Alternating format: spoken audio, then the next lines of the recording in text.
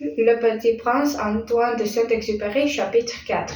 Si je vous ai raconté ces détails sur l'astéroïde B612 et si je vous ai confié ce numéro, c'est à cause des grandes personnes. Les grandes personnes aiment les chiffres.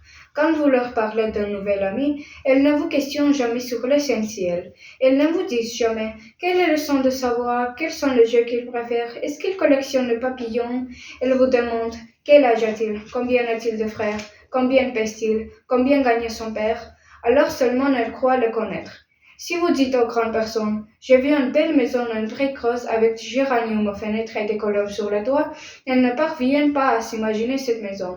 Il faut leur dire, j'ai vu une maison de 100 000 francs. Alors elles s'écrient, comme c'est joli. Ainsi, si vous leur dites, la preuve que le petit prince existait, c'est qu'il était ravissant, qu'il riait et qu'il voulait un mouton. Quand on veut un mouton, c'est la preuve qu'on existe.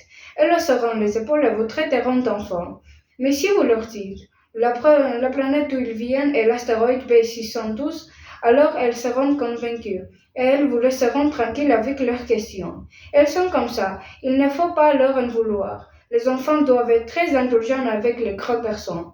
Mais bien sûr, nous qui comprenons la vie, nous nous moquons bien les numéros. J'aurais aimé commencer cette histoire à la façon de conter de faits. J'aurais aimé dire, il était une fois un petit prince qui habite une planète à peine plus grande que lui et qu'il avait besoin d'un ami.